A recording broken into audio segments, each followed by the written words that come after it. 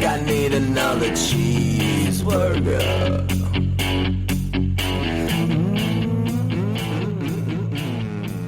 Have you guys seen this ultimate fart mocktail concoction that has popped up on the intraweb? No. Sure haven't.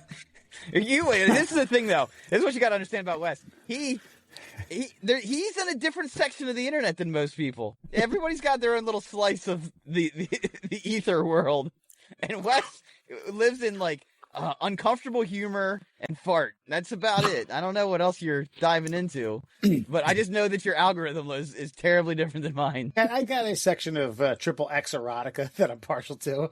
Okay. I don't go far off the beaten path on that one. But We do have a Venn diagram of fitness models that definitely shows up in our Instagram feeds. Yeah. So what I was going to say, so this guy basically, he breaks it down very scientifically, and the verbiage he uses is some stuff that I don't know the vocabulary words. I don't know the definition of some of the words that he used. I'll go ahead and take his word for it. But it starts off with the juice from half a can of black beans. Then it goes into squeezed kimchi. Then it goes into okra, okra juice. You know, he has like a sliced okra that he's like had fermenting. Yeah, it's like slime, in the middle of okra. Pours that in there. Hot sauce. I'm missing something else. He does garlic juice. So from a jar of minced garlic, the juice that's been fermenting in that, and then it's a toka pico, basically tapioca pudding. Not tapioca pudding. Topo no, Chico? it's like Topo Chico. That's it. Like a club. Oh. He says it for volume and carbonation. Then he swirls it around, takes a swig of it, and he goes, oh, and then he has his like 65-year-old Korean mom polish it off. She's like, oh, spicy. It's good. And downs it. Doesn't document what happens next. I'd like to see a follow-up video, but this has gotten me to I might try this and document it. I have some ideas on how I got to tag this guy, of course. I'm thinking I'm confused. Is the mom then going to be like giving off like the most toxic human waste that anybody's ever smelled? I suspect, according to this guy's science, it seems sound. I mean, I just told you the ingredients. I know, but he told you the ingredients, didn't give you any finished product. I haven't looked hard enough to see if his mom was in pain. I'm sorry. Wait, he made his mom drink it? So he swirled it around, took a sip, and then he had his mom taste it. And his mom said it was good, and he asked if she wanted more, and she finished it in the same video. Okay. You have a very detailed ingredients list, so you obviously dove pretty hard into this specific video. He's pulling it off. It's about a minute long, and he's telling you what it is as he makes it in front of you. But is the point? Am I missing something, Matt? Like, are we missing? I mean, there's no payoff. There's just like, ooh, spicy, and that's it. Yeah. There's no. I thought the payoff would be the fart. Yeah, like the sustained 10 to 15 second just and rising bystanders with pained faces. Yeah, maybe a dry people's heave. eyes watering from the stench. Yeah, the dry heave. Okay. My thought is I was going to make it, drink it, and then do a counter from time to first fart for an hour. So the first fart that comes out, I have 1 hour to do a counter, like a fart counter, and I'll document it. I just have a feeling you're going to be shitting your pants. I don't think any air is coming out. I think that liquid is going to go straight through and just splatter just your best fucking chair. Now, what was the setting for this video? Yes. Were they in a kitchen, a restaurant? A kitchen island at his house. Okay. What was your setting, and what was the app? Shit, I don't know. I'm trying to remember. It was sent to me yesterday, maybe like as I parked my car. So speaking of Venn diagrams, I have seen a similar video where a gentleman is preparing a concoction, but I sad to say I scrolled right past and didn't wait for the payoff either. Okay, well, you know what? I believe in US. I believe in US. I'd like to see maybe, as far as, I guess, do a test run.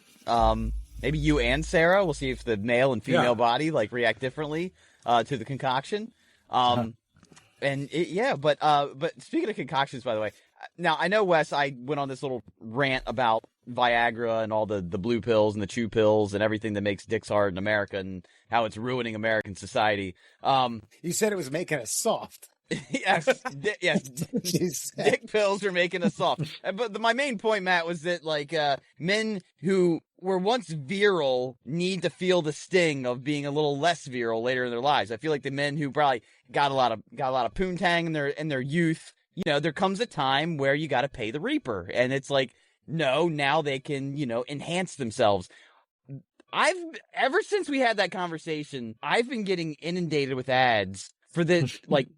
For volume. Have you seen I sent you a screenshot of this, Wes, that apparently, like, there's pills that will make you ejaculate like a porn star.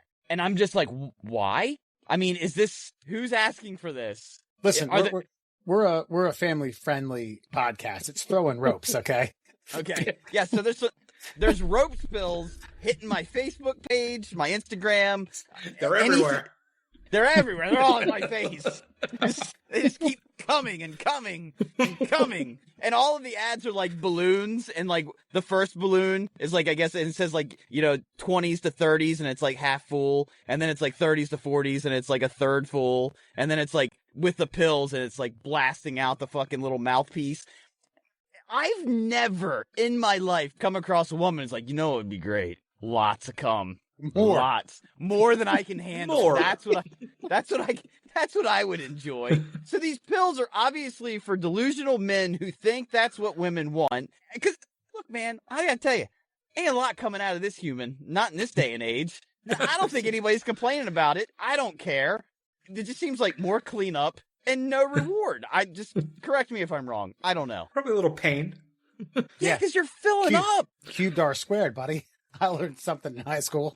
The old thinking box here. You know, what happens if you take these things and then you don't get lucky later on? Like, it doesn't happen. Are you just filled to the brim and you got to go, like, paint the bathroom? Paint something. I don't know. Go to find yourself a loincloth or some, you know, a little sheepskin. Empty canvas somewhere. Sheepskin, whatever you want. Look, I'm just saying, in the world of male enhancement, that's just something I never thought we needed. I was always impressed by, like, the Peter Norths of the world. Just, whoa, all right, yeah, all right. It just seems like a lot of waste. Still going. Yeah. That's right. Even the porn stars are surprised. Females, you know, they're like, "Can I open my eyes now?" Yeah, right, and it could probably lead to awkward moments, like just some uncomfortable eye contact. Not done yet. Still going. Almost there. Almost there. Almost there. I guess I'm just confused on who asked for these pills in the first place, and then why they're necessary, and you know how I'm getting inundated with them. I guess it's probably my age. You could break up a good point. This definitely sounds like a very male-centric driven pill. You know, no females like. Obviously, the male enhancement from getting erections satisfies both parties, right? But I'm willing to bet there was a think tank of men like, you know what? More cum. Yeah. Said no woman ever. I mean, go ahead, Matt. Oh, no, I was just, not that I'm going to do any research into the efficacy of volume driven pills, but I have a feeling they're probably like the, one step above the gas station pills, right? So, like, they don't really work. Maybe they do. Maybe you just get a headache. At least with this, there would be a note. Like, this is actually something you could measure. I mean, obviously with, like, you know, Viagra, you could measure. But with this, you would know if a little more is coming out the hose. Sure. Yeah. But who's going to take the time? And also, like, I don't want to hear a testimonial from anybody. Yeah. There's not going to be some woman wiping her eye saying, "Phil, what the hell's this shit?" Ooh. But that's the thing, too, is some of the ads that are popping up are like, hey, I'll see you later. And it's like she's handing over, like, 2 of the pills. I don't know, man. It's just another one of these things. I guarantee it was some, like, some frat guys were sitting around. One of them was a chemist. And it's like, hey, man, what would do that? Like, let me tinker. And then it's maybe part of a, getting to know you program with their their incoming class. Would you guys take these pills? Would you stand in a circle? Put it in somebody's eye. Go. Or it could be part of the weirdest clinical trial because a lot of medication start out as one thing, right? Yeah.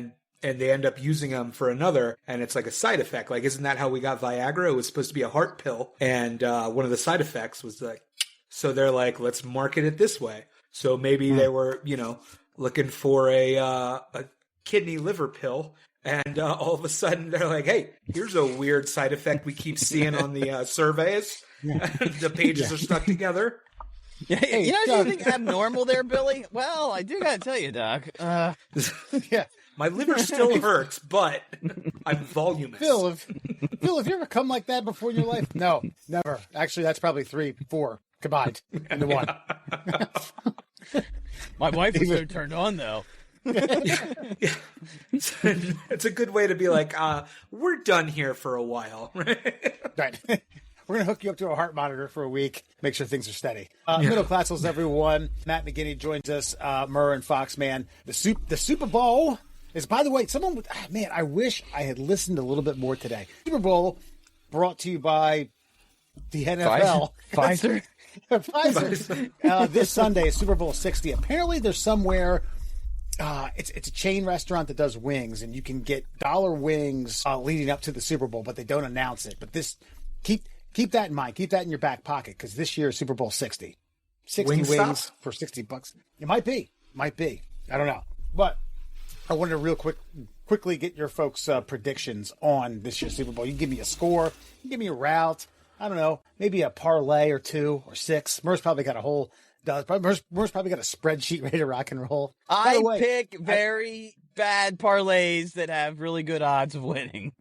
And just an FYI, coming from the PR Newswire, it's estimated that $1.76 billion will be gambled on this year's Super Bowl. And, oh, God, shucks. Golly. By the way, you ever check your stats? By the way, Matt, do you have a like a DraftKings, or do you dabble? No, so the furthest I went is fantasy football. I'm 2 years clean from fantasy football. And, I mean, at the height, it was like 4 or 5 teams, listening to 3 different podcasts, got the Fantasy Pros membership, 3 different podcasts, 5 days a week in the car. Like, it was getting to be too much. So I've never felt more free in my life. Okay, well, good. You're a better man for it. You can text me on occasion. Yeah. Now, that's the thing. I don't do fantasy football. This asshole right here in the fucking middle here is the one who got me addicted to the whole thing. Now, I only do like $2 to $5 bets, so I'm not sure. But have you ever checked your stats, Wes? Like how much money you've won versus lost, and where you are in the whole gamut? No. It's all up here. Yeah, okay. The unbiased thinker right here. Now, keep in mind, I'm only betting $2 to $5 like per bet, and it says I've bet $32,000. I've lost $32,000. I've also won $32,020. So I'm plus $20. But I've gambled like $64,000 has exchanged hands within that app. You're like the George Costanza, imports exports, bro. Yeah. Vandalay Industries. Not a lot of imports here. All right. If you guys have even a quick prediction, or you can stretch it out as long as you want, doesn't matter. I'd like to hear and let the folks know. That way, any folks that are going to dabble in this $1.676 billion pool that's going to happen here this Sunday, probably already half of it is taking place. Let us know. I'm going to keep it quick because I just genuinely don't know these two teams that well. I mean, Sam Darnold wasn't supposed to be this good this year. Drake May, I mean, how many people knew a lot about Drake May, honestly? I mean, so I'm going 34-31 Patriots. I just think it's like, I just think that's how it goes down. I got nothing to back it up. I got no reasoning. You can't, well, their defense, nope, sure, their defense, whichever one. Yeah, that's all I got. So 34-31 Patriots. That may have been, I wonder I think it was 34-28 the last time they played, like 9 years ago. I mean, if I'm going like with gut, it's like, it's like, oh, the Seahawks are going to get revenge this time around, but that's just not how the NFL works. And since Belichick didn't get in on the first ballot, I just feel like the Patriots are going to win. And no, we're going to talk about this for a week and a half. So that's my prediction. Or Robert Kraft, he didn't get it either. So that's true. McKinney? As the generational hater that I can be, I, in good conscience, cannot pick either of these teams. We had to deal with years and years of the Patriots before when we were younger in college. We just got done dealing with years and years of the Chiefs. I don't want a sequel to the Patriots run. And I can't go for the Seahawks either, just because I remember way back in the day when they would knock Washington out of, even wild card contention or first week, we'd just be dead to the Seahawks. So I'm rooting for a power outage here. It was the Matt Hasselback squad. Yeah. The good old days, Brad Johnson years. But I was looking at some of the prop bets that are going on for this year's game. Will Stephon Diggs propose to Cardi B after the game? No. Will Portnoy be removed from Levi's Stadium? Ooh. We can only hope. God, that, by the way, you guys have seen that video, right? Where he just goes like fucking limp dead man. Have you seen that? You've never seen that? Yeah, Goodell wants him removed from the Super Bowl, so like he's like, what am I doing? Yeah, I did see that. What am I doing? Yeah. They're like, oh, you guys want to remove me? I won't fight. I won't fight. And he just goes, turns into a fucking crash test dummy and like makes him like drag a 200-pound just dead weight out of the fucking stadium. It's fucking awesome. I'm sorry. Continue. Okay, we've got will Bad Bunny expose a nipple? I think that's just a throwback to the Janet Jackson incident. I was gonna say his or someone else's. I think his. Which I missed live and thought that I would never get to see it again.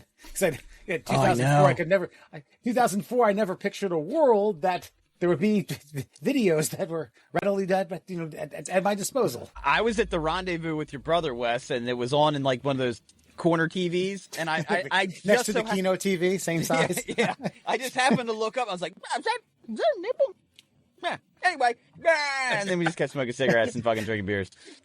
Good old days of smoking inside. Yeah. Wait, I don't even know. That might be wrong. What year was that? 2004? Before 08's when they stopped. That's right. Yeah. I actually got my cigarette yanked out of my hand because I was smoking in that bar the night before, and then I grabbed an ashtray, which was sitting on the end of the bar, lit a cigarette, got it pulled out of my mouth, and put right in that ashtray. Like, what the fuck is this? And then I stopped going to the bar for like 3 years. I can't do it. We used to be a proper country. God damn right we did. GW. Yeah, and do you guys know much about Mac Hollins and his Mac Hollins? He gained some notoriety last year as a receiver on the Pats. Gained some notoriety for showing up to Buffalo barefoot. So he's a big bohemian guy. Okay. I guess kind of like a little, like a little Aaron Rodgers almost. And so I guess the other bet is, will Mac Hollins enter the stadium barefoot? Oh, God. That's got to be some degenerate gambling going on. Like, I like a funny prop bet, but this is going towards, late night German precision forklift competition betting. Mac Hollins, a Rockville native and a Thomas S. Wooten graduate. Moco, baby. Yeah. I did. Now they've since removed the prop bet of like the color of the Gatorade. But 2 years in a row, I won the prop bet on the color of the Gatorade only because I know they're not drinking Gatorade. They're just giving them the container, and their sports science person is mixing something up, and they were all drinking. Like, I watched the whole playoffs. I was like, what are they drinking? But I just paid attention. Everybody was drinking purple. Everybody was drinking blue one year, and I did blue first year, purple second year, put down $5 on those things. And dude, it was like plus 800 or something. Yeah. Easy money. This year it's going to be the poop juice that we just talked about. That's right. Kimchi black bean sauce. I'm going Patriots 24-7, maybe 24-10. I'm taking the under on everything. Game, first quarter, half, second half. I might throw in a touchdown, 2 touchdowns. I don't know. Not necessarily throwing a whole pop. I may come out with something later on passing and rushing props. Not going to get too deep into it. But you had mentioned, I thought about this. deeply. Sam Darnold, I thought that he was just this guy's not going to cut the mustard as an NFL quarterback, and I was wrong. And Drake May comes in the league, I'm like, this is Sam Darnold 2.0. He's not going to fucking make anything in the league. Boy, was I wrong. These two guys. Now, granted, really good defenses on both teams. I can't help but think they just caught the rest of the league with their pants down on an off year. And they, the Seahawks did get by. I think a healthy Eagles team or a better Eagles team may have given them a run for their money. I do think it's going to be a more exciting Super Bowl than people are giving it credit for. I know we don't like these teams, but these are two good defenses, so don't sleep on that. Just a little disappointed, too, in that the way the Broncos got knocked out in that game. Well, thanks, Sean Payton, that dumb fuck. Kick the field goal. Yeah. Kick the field goal. Christ. That, and I mean, I feel bad for him too, because Bo Nix, you break your foot on a victory squat. I mean, Jesus Christ, that's hard. That's just heartbreaking. But no, my thing with Sam Darnold is, I think he's one of those quarterbacks where he's a robot quarterback. He can make every single throw, but everything's got to be perfect for him to make the throw. Where a Patrick Mahomes can scramble around and just make shit happen out of nothing. That ain't Sam Darnold. So I just didn't expect them to. Those guys usually collapse quickly when the speed of playoff football hits, and I don't know. I think this was the year that teams beat themselves more than other teams beat them. I don't know. All I want is a good game. I don't give a shit. Don't care. It helps having that. Was it Jackson Smith? I always butcher his last name. Was it Njab? The best receiver in the league. Yeah.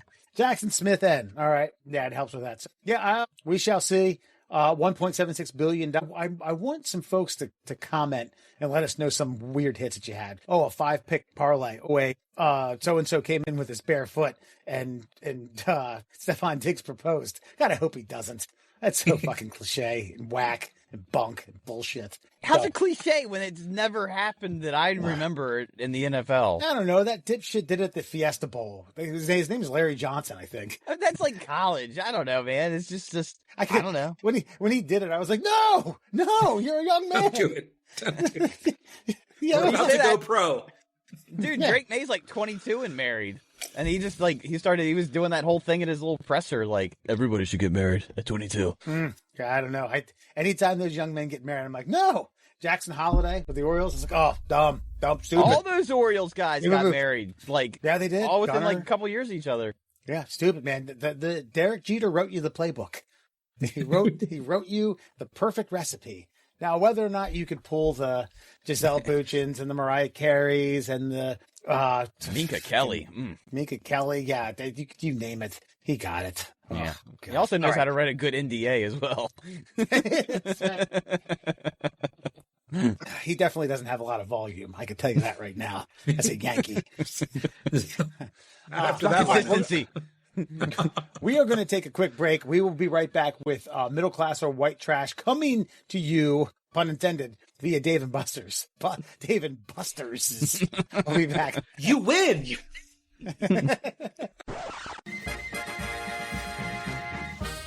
Look, we're entitled to our opinions, even if we don't know what the fuck we're talking about. The Middle Class Holes. All right, when's the last time you guys have been to a Dave & Buster's? I went to an ESPN zone.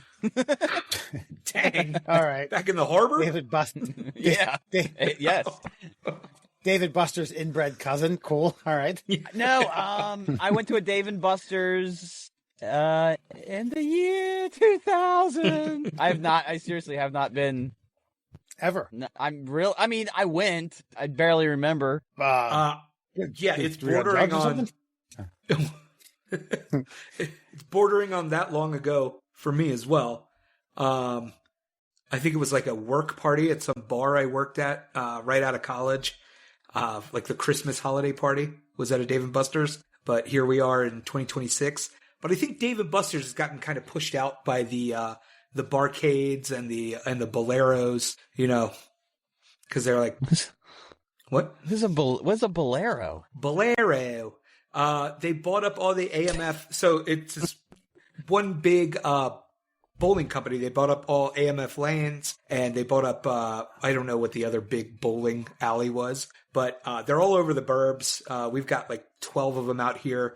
It's just it's elevated bowling. So there's Okay. chicken fingers, and there's they got sports on. There's a full bar. There's an arcade.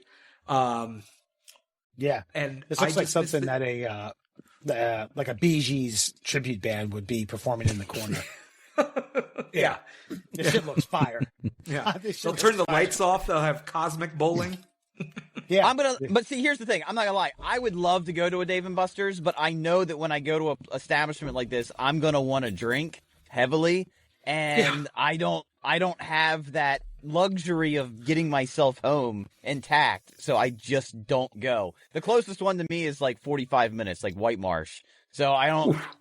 I mean, I live in Conowingo, man. I live in nowhere.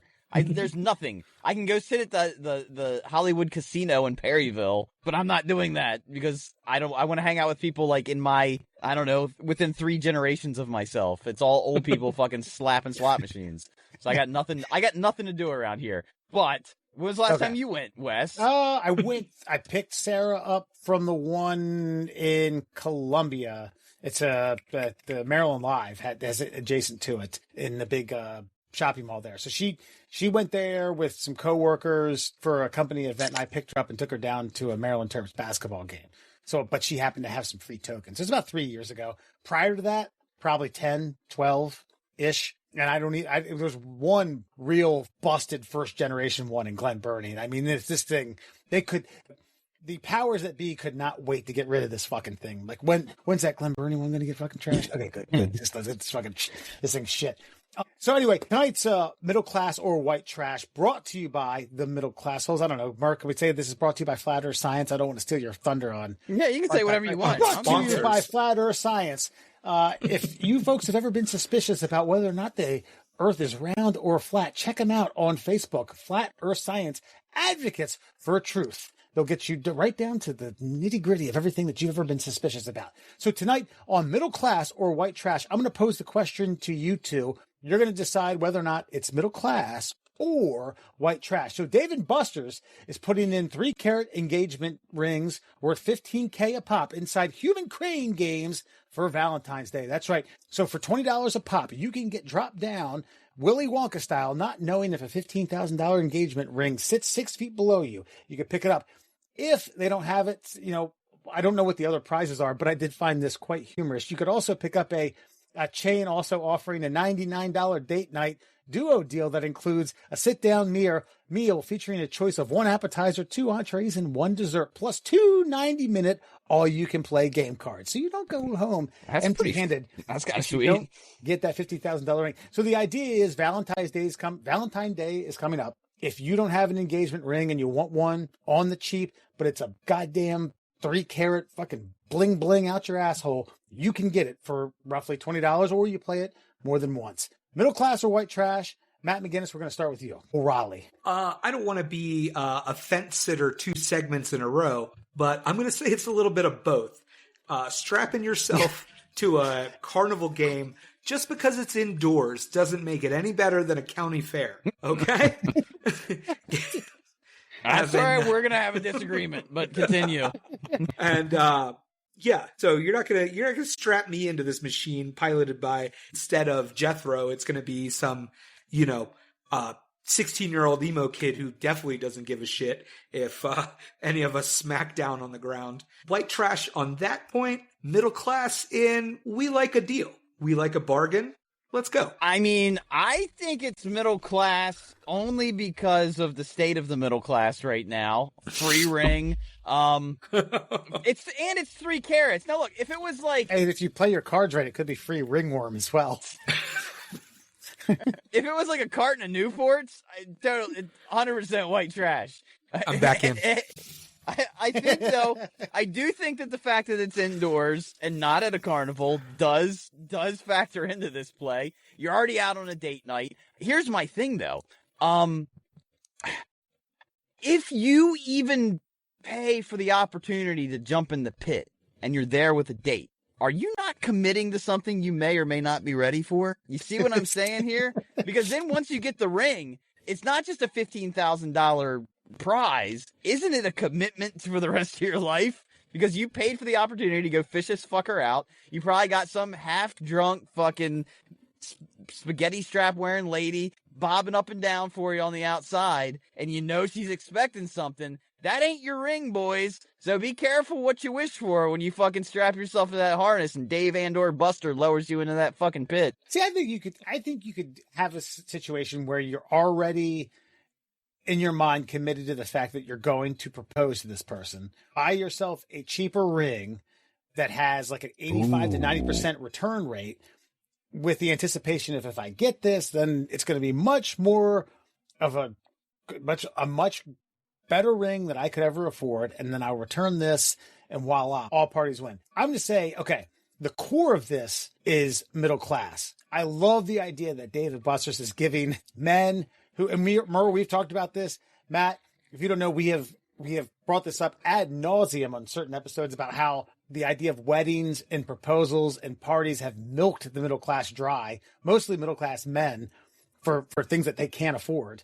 I'm all in on that. I love the idea of this. I feel as though it's going to be consumed by the white trash. People who are already married, who are going to go in there and fish this out and sell it. Yeah. They're going to sell these rings and make money. And it's a kind of a sabotage. I hope it works out. I don't know how many. That doesn't say how many they're going to give out. Again, not a la Willy Wonka style. They said it was going to be 5 golden tickets, right?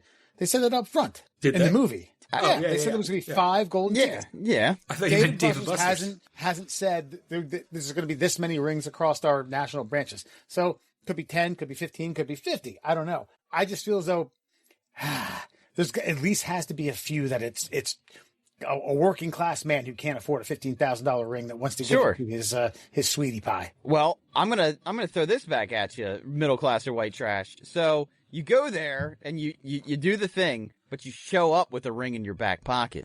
You pretend that you. Now we're moving into Mission Impossible territory here, gentlemen. Where this is a caper. This is a real caper. Because I was thinking the same thing. Because in the sense that if you don't want to look like an a-hole and you don't get the ring, you just pick up whatever of the other eggs is in there and do the old switcheroo on the way out and be like, hey, girl, I got you. Yes. Now, that is white trash, in my opinion. You proposing at Dave & Buster's is white trash. Yes. Big time. Official, yeah. Mindfully proposing at a Dave & Buster's.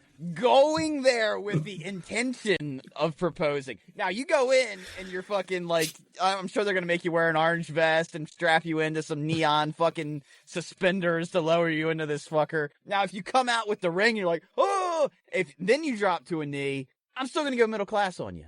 But if you went there and were like, it didn't matter if I won, baby, because you already won my heart, then, yeah, that's fucking... Thank you, I know. Yeah, you got to say it like you're a Poison backup singer, though. You already won my heart. Right. Keep in mind, though, this smell this stinky fart. Yeah, I made. Yes. All right, callback, ladies and gentlemen. Thank you. That's why you're not on the writing committee for the Poison. Keep in mind, it's $20 a pop to be dropped into this. This isn't like $1 claw machines with 3 drops. It's $20 for 1 pop. That kind of breaks that middle class barrier. I know there's some middle class men that could afford a few, but you dropping a hundo on yourself at a Dave & Buster's man claw machine. Oh, listen, you're definitely getting laid and using those load pills. Yeah. Somebody's getting big prizes coming either way. Yeah. Yes. That's like Tommy Boy with the Meat Lover's Pizza in the trunk. It's a win-win. All right, so it sounds like it's a bit of a split party. We have some middle class, some white trash, mostly white trash though. I'm going middle class. I think it's a middle class endeavor you've gone out on. There's a crane carnival game involved. Uh-huh. We're at a Dave & Buster's already. Okay, yeah. Okay. All right. I mean, listen, I know all the words you're saying are like really diminishing my argument here, but like Wes said, though, it's not $1. It is indoors, as I stated earlier. And this machine or this game isn't at all Dave & Buster's, by the way. It's at Select. Yeah. Can you imagine? Be like, hey, no, are we not going to this one? No. Road trip, baby. There's a special one an hour and a half down the road. So it's not at the White Marsh one. No. Guaranteed it's not the white marshmallow. No. No way, no. What did you take, Wes? Are you saying white trash? Or... I'm saying that I'm leaning towards white trash simply because I think that a vast majority of the people that are going to pick these up are men who are going to sell them. Pawn them off, sell them to other men. They're not going to actually use them as they are intended, which is to propose to somebody. What if Dave and Buster's puts well, they haven't. I know. Now I'm making shit up and it doesn't work. But what if you have to propose after you get the ring? Oh, well. It's in the fine print. Just go to Yeah. Some single man just goes to the hottest chick at Dave and Buster's. I don't care if she's single, spoken for, or married. Well, if I've learned anything from Judge Judy, it's a good deal because if you break up, it's a gift. She gets to keep it. Just saying, ladies, hit me up for your legal advice. That's right. Asking for a friend coming your way. All right. So I guess the middle class has it. We're going to take a quick break. We're going to do a good bad movie review, another quick break, Fun Fact Friday, and then another quick break. We will be right back after words from our sponsors. Hey, before we move on, we want to take the time to thank one of our longtime sponsors here at the Middle Class Holes, and that is the Shin Splints Recovery Group. Now, if you're a middle-aged white woman who considers yourself a soccer mom or a softball mom or whatever the fuck your kid's into, and you're that mom, and you just decided you wanted to start taking brisk walks because you're on your life journey for a better future, and maybe your tendons and muscle fibers have atrophied from years of doing not a goddamn thing, make sure you visit the Shin Splints Recovery Group on Facebook.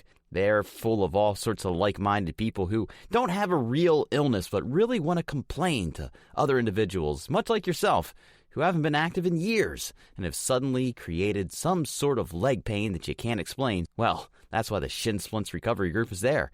They have a comment section full of morons like yourself. So go check them out online, on Facebook, the Shin Splints Recovery Group. Now back to the show. That's right, folks. It's been over a year since we did our last good, bad movie review. I blame Alan. Wes, you blame whoever you want. I'll just continue to blame Alan. And finally, we are going to do a good, bad movie review of the Tom Green classic from, I believe, 2001, Freddy Got Fingered. Now, did you gentlemen have an opportunity to witness this treasured classic over the last several days? Oh, yeah. Let's start with... All right, because you've never done a good, bad movie review, Matt, we will start with you. We have to remind the listeners of the parameters. It's deemed 50% or less on Rotten Tomatoes, or you can draw from another critics platform that deemed it less than favorable. In this case, 12% on Rotten Tomatoes, so it more than fits the bill. Yes, absolutely. Right in the sweet spot. Yeah, really gushy, tender, black, sweet spot. You're absolutely right. It's like the ocean blew its nose into a handkerchief. Well, this actually was a little bit of a trip down memory lane because I forgot how many stupid quotables were in this movie. There was a period in time, when we didn't, before like video on demand, right, where we just had to keep going back to the DVD collection. And as pretty broke kids in college, we'd be digging through the crates at Walmart for those 2 for $5s or whatever was in that dollar bin. And this one was definitely in there. I don't think we went to go see this in the theater. And if we did, $10 gone forever. I don't really like where your review is going here. No, I will say, it's ostensibly funny, like conceptually, like giving Tom Green that much money at that age. MTV's like, here's 10 million, whatever it was. Here's 10 million. Give us a movie. We won't check on you. And this is what you got. It was definitely a time capsule for the vignette or sketch movie. Plus the road trip movie, right? Which was a little bit of both here. So we got the first part of the movie, the little road trip cutscenes, and then for the rest, you just got vignettes and shtick, which leads me into my other point. As a movie dork, I love practical effects, and this movie was full of them. The baby with the umbilical cord. Full of them, yes. The sausages. Yes. the broken legs, sausages, a real horse, and the deer, right? Just to name a few. Yeah. And by the way, I didn't do my due diligence here. For those of you who don't know, Freddy Got Fingered is about a 28-year-old man who is finally setting off on his own. He's a artist of sorts. He's an animator. He's also a cheese sandwich maker. But he wants to get out of his cheese sandwich job and get himself an animation job. And his dad, Rip Torn, is of course trying to get him out of the house, wants him to get a job. And then that's it. That's the premise of the movie. He wants to be an animator. His dad just wants him to have a fucking job and get out of the house. And yes, things hijinks ensue. Yes. Yeah, and then he falls in love with a woman in a wheelchair. Betty, that's correct. Who has the most nervous laugh that's ever seen. Also, she was on a run. She was on a run in that period of time. She had just finished The Faculty or Bad Teachers or something, some high school horror movie. Yeah, because she's the one that they try to get her to do Speed, because Speed dries out the aliens. Right. And then she was in Super Troopers right after this. So she was on right. a 3-movie run, and then, I don't know. And Tom Green came to town. Then Tom Green came around. I will say, my last 2 points, some sneaky good cameos. Drew Barrymore's Freak Out. I guess that was also like, hey, you'll lend some legitimacy to this and we're dating. Be in this movie. And then Anthony Michael Hall, who, if somebody comes up to you at a restaurant with your portfolio of drawings, right? Very Tom Green like in a fake cop outfit. You're going to tell him to get the fuck away. Anthony Michael Hall is just like, here's what you got to do, Gord. And really, really gives him some advice. Yeah. Even though inside the animals. Yeah. Inside the animals. This was, okay, a couple of mental notes because I didn't jot anything down. I waited for the time for first LOL on my behalf. It came pretty early when he's pulling away in his LeBaron. He's, I'm gonna be a big boy. I'm gonna be a real adult. And he says, get the fuck out of the way. Proud, Daddy. I'm gonna make you proud. Get the fuck out of the way. And then it turned into the Tom Green show times a fucking gajillion. Mm-hmm. There's some times where I was like struggling, thinking to myself, you once found this funny, you no longer find it funny. The childbirth scene. What's his face? Harlan Williams coming over to skateboard randomly at night and fucking fractures his tibia through his leg, and then Tom Green starts licking it. I gotta say, I do think one of the funnier parts of this is when he tells his mom that she doesn't need to put up with his dad's shit anymore, and you need to sleep with athletes and Greek men, and then later on she's in bed with Shaq. Yeah, I found that pretty funny. The wrap up is pretty fucking weird, where he finds himself in Pakistan, then they're running, then they were prisoners of war for 18 months, and then there's like a American flag waving translucent in the background with long hair, long beard, and they wave, and the kid runs into a fucking airplane propeller. Just a lot to digest. Murr, you absolutely slayed me over when I had nothing but trouble. This isn't that bad. And I went back and watched that movie, and that movie is that bad. This was tough to watch. I think this is just a bad movie. Okay. Okay. All right. Listen, I see what you're saying, but much like when we reviewed Weird Al Yankovic's UHF, the reason I think it's a good, bad movie is because it's not presenting itself as anything but what it's supposed to be, and it delivers in that regard. You're getting Tom Green. You're going to get, at some point, an umbilical cord being chewed apart in a fucking emergency room for some reason. 2 animals jerked off. Yes, you're going to get some animals jerked off. And him eating food while trying to say something. And there's several ands in this fucking movie. Licking bone marrow out of a fucking freshly broken leg. Taping the umbilical cord to himself, because why not? He goes, I'll work around it. That's also hilarious as well. Like, she keeps wanting to give him blowjobs, and he's like, can we please go on a date? What 28-year-old? She keeps wanting to give him blowjobs after he whacks her shins into oblivion. Yes. Problems we've all had. But what I think makes this a brilliant movie, though, okay, you got to keep in mind, Rip Torn is his dad, an actual actor, a legitimate actor who agreed to this paycheck and to be featured in this film. No one thinks that Tom is insane. No one thinks Gord's insane. Like, he does all these insane things, but they just find him annoying. Like, even when he's holding a gun to his head, Anthony Michael Hall, he's like got the gun in his mouth, and he's like, I can't hear you. Take the gun out of your mouth, Gord. Yeah. Not concerned for his safety, not we've got a freak with a gun. Just, no, I can't hear what you're saying. Your voice is muffled because you've got a fucking Glock in your fucking throat. Don't do that yet. I'm going to tell you how to be better at this. By the way, also, I wrote this down. The cheese sandwiches thing is a nod to Norm Macdonald because Norm got him into comedy, and Norm has this long-ass bit he does where he mentions, like, you like cheese sandwiches? And so, just knowing Tom Green.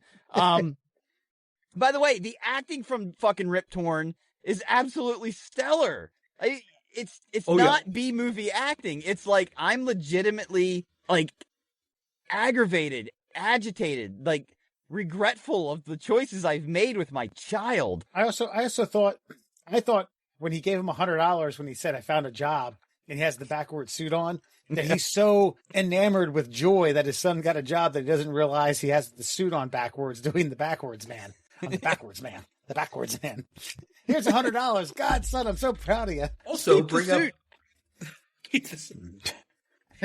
another classic, again, bringing up another classic from the day, Super Troopers, just like getting the guy who played the chief in Super Troopers. You got a real actor who, like, really crushed a comedic role. It wasn't, and it was a supporting role. Yeah, I would almost say, like, the dad role, Tom Green's obviously the lead, but, like... Sure. Yeah, that is a 100... You had Julie Haggerty from Airplane. Oh, yeah, she's so great. The mom. Yeah. So you got two classics, right? Wes pulling out the Julie Haggerty, like, everybody knows exactly who that is. Yes. This is just a common... I know, but this is... No, this is a common thread with Wes, though. Like, you know, Julie Haggerty? It's our Venn diagram, Wes. I also did write this down, that same scene down you're talking about, Wes. Like, he's so mad at his dad that he wants revenge, that he tries to convince his mom, what I wrote it down, to, quote, satisfy her desires. Right. only to get revenge on his own father, have his mother, just fuck exotic men. Then he tells the therapist, by the way, this is where the whole title of the movie comes from. Again, to get back at his dad, he then tells the therapist that his dad fingers his adult brother's ass. Right. Who then denies it, and they don't believe him. Because that's what you do. You lie about it after you've been fingered by your dad. But just the fact that the police pull a 25-year-old man out of the house that he owns to take him to a abused children's shelter. Yeah. Fitch from American Pie.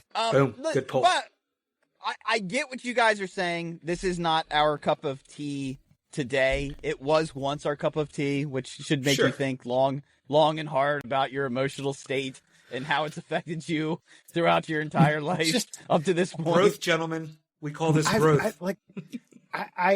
There's dozens of comedies from, I'll say, dating back to 92 up to 2005 that I quote routinely, and I don't think I've ever there's not a Freddy Got Fingered quote that I pull out, and if I were to, I think someone on the receiving end would be like, what's that? No, Freddy Got Fingered. Do you remember that movie? Yeah, that Tom Green flick. Yeah, I suppose. So that's another reason I was, like, laughing to myself. And again, earlier I said a little trip down memory lane, because some of these quotes at the time, now, like Wes said, don't really make sense. But Japan 4, when he's trying to get up the elevator, he's like, the badger for the beaver, for the beaver for the badger. And he's like, you can't go up there. And Daddy, would you like some sausages? Of course. But when he's on the date, 40 million fucking Deutschmarks, Bob. I remember we used to pull that out a lot. I do remember people randomly saying, my hooves, my hooves, my hooves. Yeah, so fucking still got us. You're fired. I will say, by the time he got the hooves on, like, the 40th pass, I was like, okay, all right, Tom, let's, like, now I get why people found you they were either on your team or they were not on your team. But something you might have missed too, Wes, though, at the end, like how you said the end just all of a sudden just started to happen and you didn't know what was going on. Well, they get off the plane, they waved to everyone, he waves to his girlfriend. There's somebody holding a sign when he's coming back off the plane that says, "Will this movie ever end?" So he's completely aware of what he was doing to his audience. I always found Tom Green to be more of a performance artist than an actor any which way. I still believe to this day, if Tom Green decided to take a dramatic role, that he could win a fucking Oscar, because I think he's that insane that he could put himself in that moment of whatever that character was feeling, because he's that fucking crazy. But I do think it's a good, bad movie solely for the fact that if you turn it on like, oh, I'm going to watch this Freddy Got Fingered movie because I like people named Freddy getting fingered, then you're in for a fucking shock. But if you know what you're getting into as you hit play, I think you got exactly what you wanted. And I always appreciate movies that don't try to be what they're not. And this movie's exactly what it's supposed to be. So for that, I give it my good, bad movie stamp. Beautiful. By the way, Tom Green, a accomplished amateur skateboarder, you could tell that's all him. That's not a stuntman in the beginning. Yeah. And a talented rapper. He had a group called Organize a Rhyme, RHYME, back in the early 90s. Check the OR if you're checking us out. That's the name of the song. Yeah, and those videos is kind of how he got the public access thing going. And look, Tom Green is a self-made man, and he was ahead of his time, 100%. And by the way, if it wasn't for Tom Green, we would not have had Jackass. Because Tom Green got cancer, testicular cancer, took time off. They needed to fill his slot. They're like, what are we going to do? I know this guy named Johnny Knoxville. Let's see what he's got. And then all of a sudden, a whole era is fucking just born. Also, he was podcasting before podcasting. Yep. He was, people, even not to invoke the controversial name of Mr. Rogan here, but Rogan has said tons of times that Tom Green was the one who gave him the idea.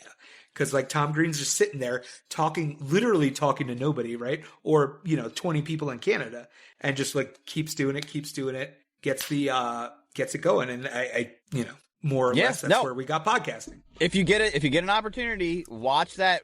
There's clips of it online, and it's like Rogan, how are we doing this? He just goes into straight Joe Rogan experience mode, and just starts interviewing Tom Green of what's going on here? What are we doing? And how are you doing this? And as soon as he plants that seed in old Joey's brain, this is born. Whatever this era is. We haven't had a Glenn Humplick. That led to this.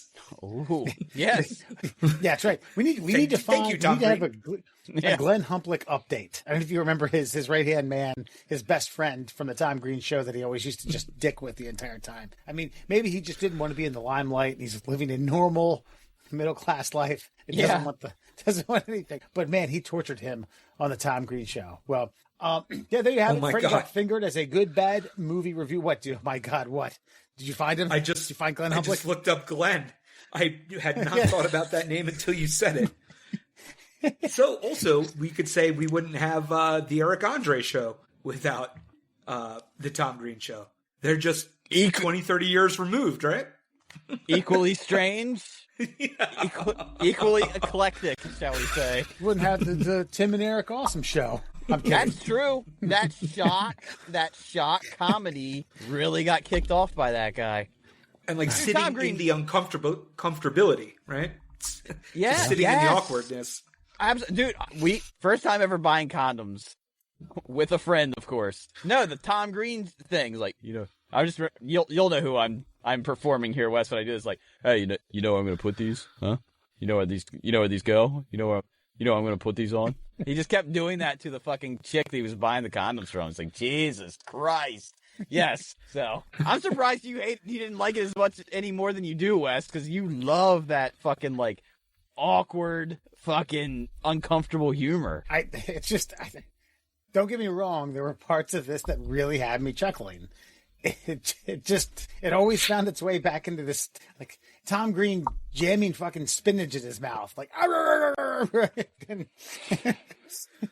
He didn't have to do that at the dinner scene while he's talking on the phone. Yes, he did. That's the point. But that's All it. Right. That's your good bad movie review. Freddy Got Fingered. I recommend it. We'll say 1.5 out of 3. 1.5%. All right. We will be right back after a quick break with Fun Fact Friday and a tribute to Catherine O'Hara. It's a case of very little brain going bad. Go pump some neurons.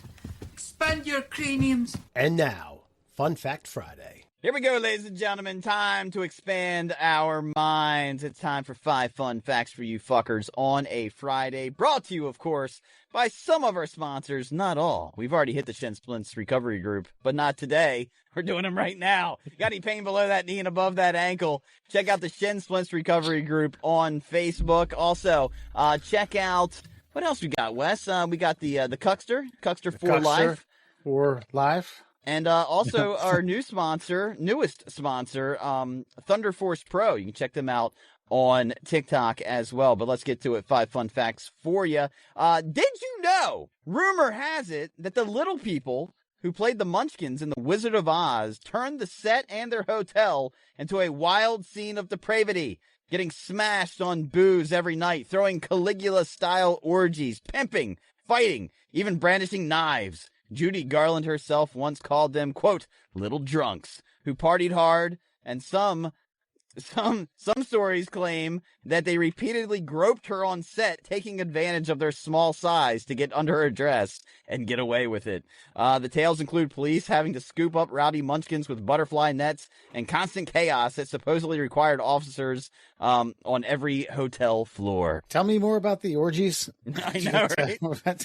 Tell me more about the butterfly nets. Right? That's the one I want to know more about. This is the thing. The orgies part I kind of get. Like, okay, you're a little person. Again, this is what, the 1930s? Like, so you're a dwarf. Frowned upon, I'm sure, in the normal society, unfortunately. Controversial. But now you get a whole gaggle of you together where everything's normalized. You guys just turn into freakazoids. Look, I champion this. I'm proud of them. I'm genuinely proud of these little people for having a big time. You know what I'm saying? Well, this is also during the heyday of like the studio system, right? So it's like half the producers were producing, Yellow Jackets, whiz bangs, pink popper pills. They had all those fun discontinued drugs that they used to have back in the day, right? They were all just different forms of, I guess, methamphetamine. But uppers, downers. Yeah, downers, sideways. Lefties, righties. And plus that silver paint that they're painting the Tin Man with. Charlie Day style.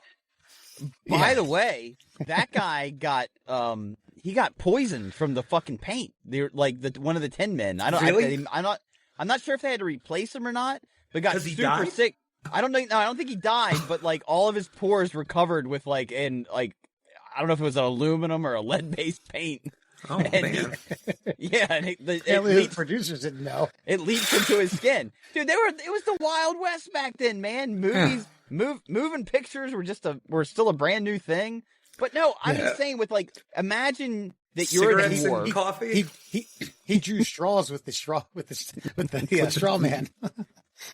No, but as far as the Munchkins are concerned, okay, how many dwarves exist? And all of a sudden, you've got an entire, movie lot's worth of people just like you, all together. And all of a sudden, it's like, fuck yeah, let's fuck, let's get drunk, let's party. This is awesome. This is, the best rumor I've ever heard about people fucking cutting loose and just being themselves. I guess I'm trying to figure out, if the shoe was on the other foot and we were the minority as us, they call us tall people, and little people are like, oh, these tall people, these freaks. And we're brought into a set as ogres or giants or Jack and the Beanstalk style. Do then we have orgies? Well, how many people like ourselves have we been around where we can reach all the parts in a legitimate way and all that? Yeah. You know what I mean? Right. Just not splitting little people in half. Yeah, that's a good point. Yeah. Just trying to digest that one a little bit, aren't you? I think it was different the other way. Yeah. Mm-hmm. Yeah. I don't know, McGinney. We had a specific Pledge Rush cinema that we used to show every incoming pledge class. Never heard of her. No, it was a VHS tape. The Itty Bitty Bang Bang, by the way. That's it. Itty Bitty Bang Bang. I have to say, I had one in my collection. It was called Somewhere Under the Rainbow. Very appropriate for this particular topic, because it was a documentation of the orgies, if you will. All right, moving on. Did you know? During the filming of The Twilight Zone, the movie, in 1982, a tragic helicopter accident killed actor Vin Morrow and 2 children actors whose names I will not desecrate by attempting to pronounce them. They were Asian.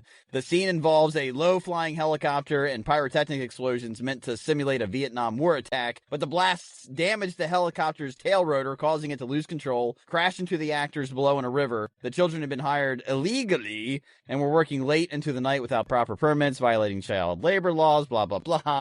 Sorry about the blah, blah, blah. Director John Landis and several crew members faced involuntary manslaughter charges, but were acquitted in 1987 after a lengthy trial. And Landis never really recovered from this one. He had a scorching slew of movies. National Lampoon's Animal House, The Blues Brothers, An American Werewolf in London, Trading Places, Spies Like Us, Three Amigos, and Coming to America. And he also directed the Thriller video. He's kind of frowned upon in Hollywood because he kind of was a callous dick about the killing of actors and such. More than this? What do you mean, more than this? The killing of actors. Like, you're talking about, he was frowned upon because killing of actors from this event, not multiple events? He was kind of a callous asshole about his explanation. Like, he wasn't really he kind of just was like, shit happens. That was kind of his line about, the helicopter going down and killing these people. And he never really, I don't know, man. And it's a mixed bag, because one, I'm like, well, if that's how you really feel, then that's how you should say it. But maybe every now and again you should fake empathy if you know what I mean? I don't know. It shouldn't be fake, but it shouldn't go the opposite way. You shouldn't, outright be like, it's fucking shit happens. You shouldn't say Hollywood, it. Baby. Yeah. That's what we do. Yeah. You know? Showbiz, baby. But did you guys know that? Because, I knew that, but I wanted to see if you guys knew the helicopter crash in Twilight Zone. I did know that. I did not know that, but I was just searching, and it looks like he really, maybe, we get diamonds from pressure, right? So it's that incident was in 1982. The trial was in 1987. 7, yeah. So he just made banger in that time period. That's true. Because the last stinker was what, Blues Brothers 2000, and that was in 98. Yeah. Yes. Also, maybe just hang it up after Blues Brothers 2000. Yeah. Well, he also did Beverly Hills Cop 3. I knew that was on his list. Coming to America was a movie. Coming to America was already filmed before the trial, and it came out in 88. So yeah, all those bangers came out before people found out kind of what kind of a smug cocksucker he is. Right. I've seen interviews with him, and he does come off like a smug cocksucker. Yeah. By the way, produced by Spielberg, this Twilight Zone movie. Oh, dude, you guys have never seen this? Dan Aykroyd's in it. Oh man, I think they recreate the Twilight Zone. The one made famous with William Shatner with the gremlin on the airplane wing. I've seen that vignette. You got John Lithgow, John Larroquette. Dude, no, if you haven't seen Twilight Zone, the movie, it is 100% worth the watch. The helicopter crash thing, it deals with a racist white guy who finds himself in every conflict that happens in a foreign country, and it's just the man with no empathy directs a man experiencing empathy. It's a great movie, man. If you guys haven't seen Twilight Zone the movie, highly recommend. That's a good movie. Not even a good bad movie. Scatman Crothers from that Nicholson movie. Oh, The Shining. That's it. I always forget that's his actual name. I always get the fucking Scatman song in my head anytime anybody says his name. I can't help but fucking throw my shoulders up around like that. I'm the Scat Man. It's Pavlonian to me at this point. Dude, that guy made all the money off that song though. So you can't hate it. Did you know? In the 1940s, engineer Richard James was developing springs for ship instruments to absorb vibrations when one accidentally fell off his desk and, quote, walked across the floor in a mesmerizing coil motion. This led to him and his wife Betty to repurpose the failed prototypes into Slinky toys, which became an instant sensation after 1945 in department store demos where they walked downstairs. Over 300 million Slinkies have been sold worldwide since, turning a military engineering mishap into one of the most iconic toys ever. See, we got a reoccurring theme here. Medical mishaps, engineering mishaps, volume, Slinkies. Well, and you brought it up about the moon shit. Like, sometimes we accidentally find new technologies that we didn't mean for. Who said that? I thought old Matt over here did. No? Am I wrong? Talk about medications. Talk about side effects and use the side effect and brand it as another medicine. Yes. In that sense, yes. Failed, and I don't know what, I'm no mechanical engineer here, but I know a spring when I see one, and I don't know what you're using a Slinky for on a Navy ship. Well, okay, fair enough. But I guess what happened... So thank goodness he was able to turn it into the toy. I guess what happened was like, you know, like a gimbal like on a video camera. Like, he was putting it on like these springs on devices that needed to stay stable. And so as the ship rocked or rolled, like, he was doing these really loose springs, and one fell off and was like, man, would you look at that? And then he's a fucking bajillionaire, and his entire family is fucking set for eternity because of some fucking piece of metal fell off his desk. This cocksucker asshole motherfucker. This is a loose Springsteen, and that's thus became the band from New Jersey. It gave us hits. If that were true, that'd be such a better fact. Fine. Moving on. Did you know?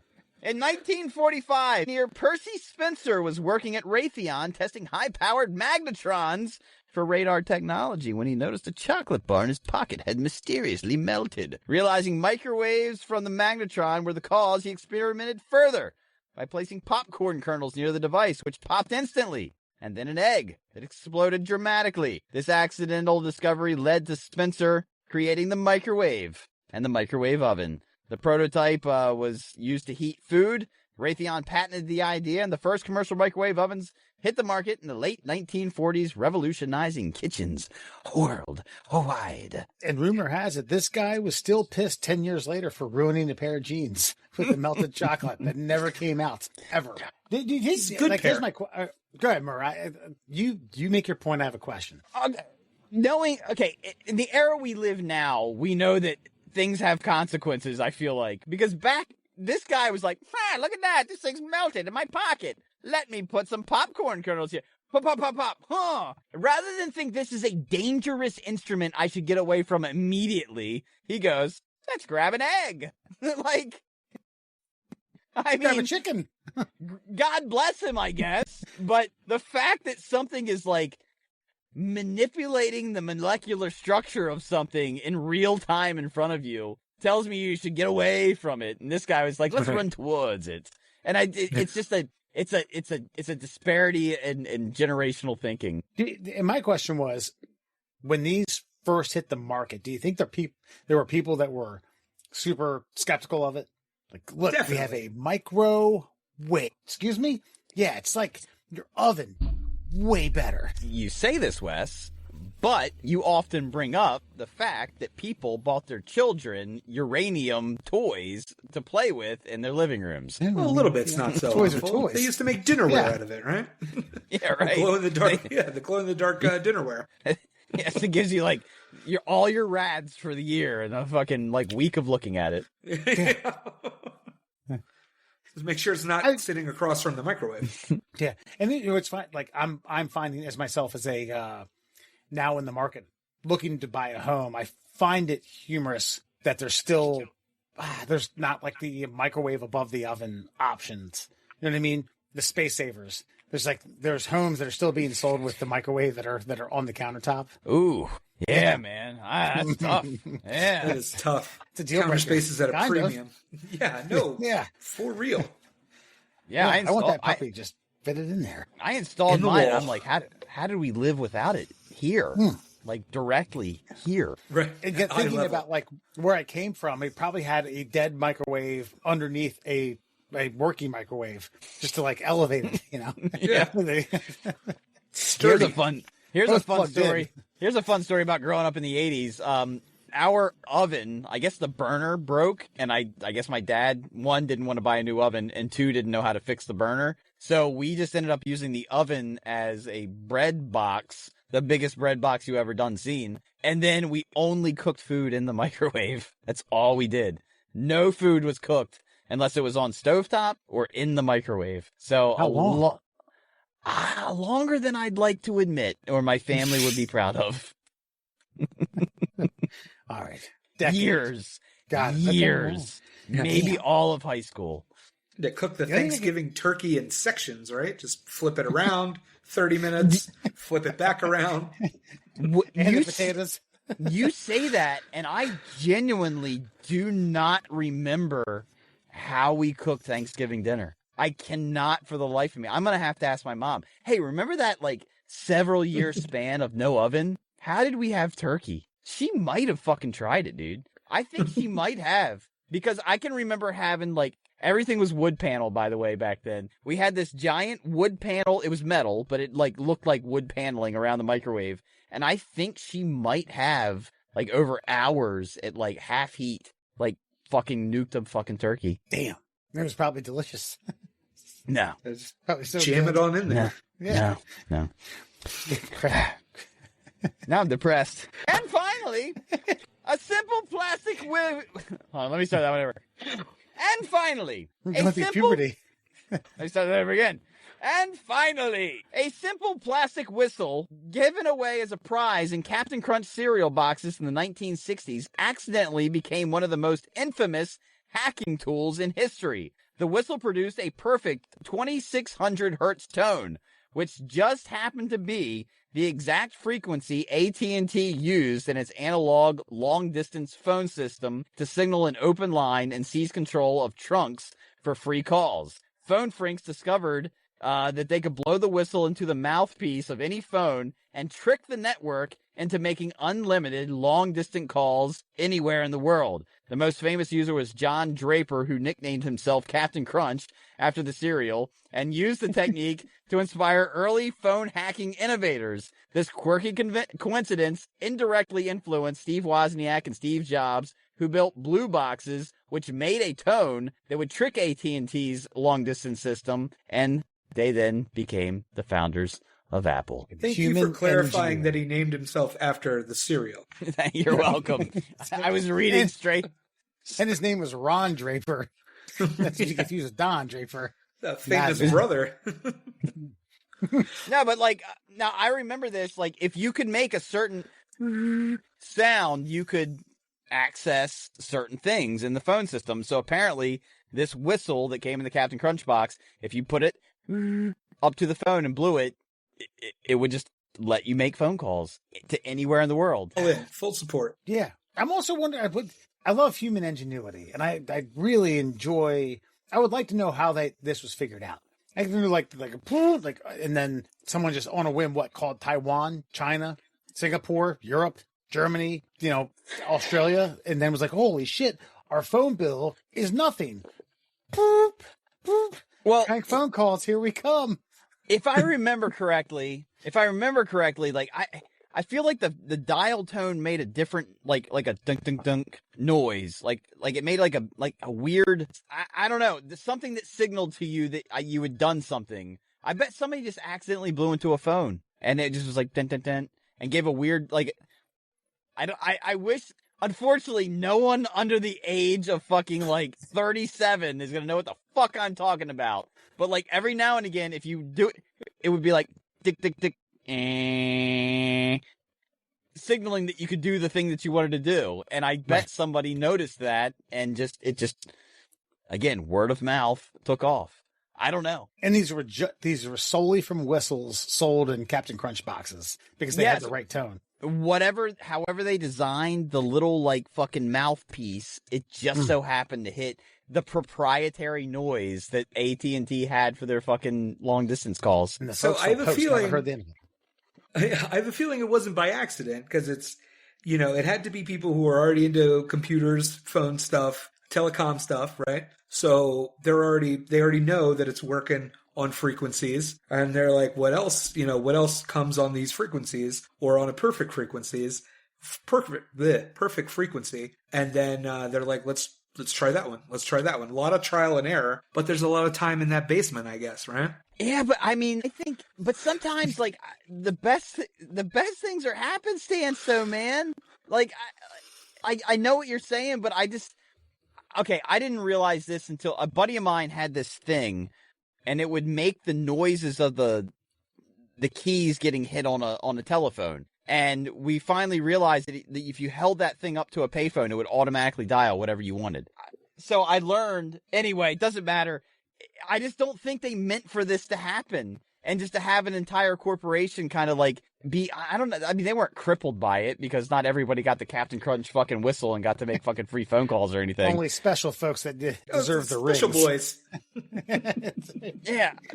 I'm a little drunk. I don't know where I'm going with this, but I just think it's amazing when someone fucking figures something out and a giant corporation is brought to their knees and shits their pants. And has to have some fucking like corporate boardroom meeting. Like, what are we gonna do? How are we gonna make an extra $1 billion this year? I mean, listen, as the middle class holes, this is at the core of things we love, right? Like tying the little string around the quarter, get the quarter back out of the machine, free phone call, right? Just the little things, stick it to the man. Yeah, dial a certain spectrum of numbers on a payphone, hang it up, and it'll continue to ring over and over again. I never did that, by the way, Mom, if you're listening. Dude, somebody, okay, I'll just say his name, fuck it. Shane Herwig, Wes, knew somebody who worked for the phone company, and there was a code to see if, like, the line was active, and you punched it in. And I only know this because we were at, like, the VFW down in Perryville, and it was, like, pound, and then you couple tones, and then you hung it up, you picked it up, you hung it up, picked it up, and then it would go boo, and you hung it up, and then it would ring. Yeah, that's what I'm talking about. That's what I'm talking about. Yes. Jesus Christ! You know how many fucking times I did that? Oh, dude, it was like the fucking Capcom code, fucking up, down, left, right, BA, start. Just Jesus like Christ, the Mike Tyson code, man. 100%. I know that code 007-373-5963. Boom, Mike Tyson every time. Dang. And then you get beat over and over again. Yes, every time. That fun fact And that, Friday? my friends, is your Fun Fact Friday. All right. So now before you go, we send a very melancholy trails and we pay tribute as only the middle class holes can. Raleigh, you haven't been involved in any of these. Sometimes we have a knack for not paying tribute to celebrities who have passed away, but nailed it already. There we go. Moira Rose. Catherine O'Hara passed away a few days ago. I was sad. I was legitimately bummed out. I know people die. That's what we do. That's what happens. It's unfortunate, and doesn't mean we can't be sad about it, especially someone we've never met. But starting looking at the body of her work and her accomplishments, especially at Schitt's Creek, give us your thoughts. Raleigh, we'll start with you with the beautiful Moira Rose wig. Well, I know that's where most of our heads are at right now, because that was her latest and greatest body of work. We'll leave Beetlejuice 2 for a different conversation. She shined on that show, but that's what she did, right? And these, like, one of the greatest character actors, I think, of all time. If you take it all the way back to SCTV, right? That sketch comedy show. And then my favorite part of her career was the Christopher Guest movies. Best in Show, A Mighty Wind. Waiting for Guffman. Like every one of those roles just like nailed it. Even in A Mighty Wind, it was like her and Eugene Levy, they had the big storyline about like coming together after all those years, and then they sang that beautiful song at the end. Like, they're great. They're great actors. She's a great actress, right? She's awesome. And I feel like it was awesome to see her get like a later run, right? Like in Schitt's Creek for Eugene Levy and her, like longtime collaborators, right? And then because it doesn't happen for everybody, right? It's like sometimes you just or not fizzle out, but there's a time cap on a Hollywood career, and she constantly showed that there was not one, right? She just kept going. Andrew, yeah, look. I'm not trying to be a dick when I say this. A lot of women don't understand comedy. Okay. I think they get hired in comedic roles and they're directed to be funny in a certain way. Catherine O'Hare is one of these women. Oh no, I'm going to be judged. I'm going to be judged. Son of a bitch. All right. Kangaroo court here. She got it. She fucking just got it. Naturally gifted, naturally got it. She understood funny. She knew how to improv. No, but I mean, there's plenty of funny women out there. Do not get me wrong. But I would say the correlation between funny men and funny women is different. It doesn't mean they're not good actresses. I think it has to do culturally with like men bust balls. I don't think women bust balls as much as men. I think the art of busting balls creates comedic genius. Catherine O'Hare obviously hung out with a bunch of ball busters and became a comedic genius. The thing I'm going to miss her most for is I know that now that Macaulay Culkin is kind of like coming back and has talked about like getting back into acting, he was talking about doing a Home Alone, but Kevin's older, and I was really looking forward to seeing that dynamic between like Kevin fucking up and having to call his mom, what do I do? And her being the fucking person on the other fucking end of that fucking line. I've never actually watched Schitt's Creek. I was busy. I didn't get into it. So I know her from every other body of work. I was busy for 5 years. So I know her from every other body of work that she's done. And I'm so glad you brought up the Christopher Guest stuff. Like that's her best work in my opinion. Again, I've never seen Schitt's Creek, so I can't really fucking judge it. But like, again, her God damn it, fucking even bringing up Home Alone. Her in the back of that fucking box truck with John Candy. None of that was written down. That's just them going back and forth, toe to toe. What you got? Dot, dot, dot, back here, there, yeah. Boom, bang, boom. And to be able to do that means you are a fucking comic genius and you are a fucking magnificent actress and you deserve every accolade that you're fucking receiving right now. And it fucking sucks. And sometimes Hollywood actors die and it's like, man, their body of work they'll be remembered for, sure. But I've never heard a bad word about Catherine O'Hare. Everybody who's ever worked with her said she's a fucking gem. And it sucks to lose somebody like that and know that you'll never get more from them. Yeah. By the way, John Candy did not charge John Hughes at all for that scene. A mandatory $5,000 for the union. That's right. It was, you never did the Kenosha Kickers. We sold 700 albums outside the greater Milwaukee area. You never heard of us? The Horizontal Polka? No, sorry. No. I will say this. Nearly every time she spoke in Schitt's Creek, I started laughing. I started like anticipating some sort of chuckle because it was chuckle-worthy. And it's lovely. It's the many wigs of my rose. Even watching that, like me and my wife have watched that series twice, and there's been a couple times I've like knee slapped, cackled, blown out.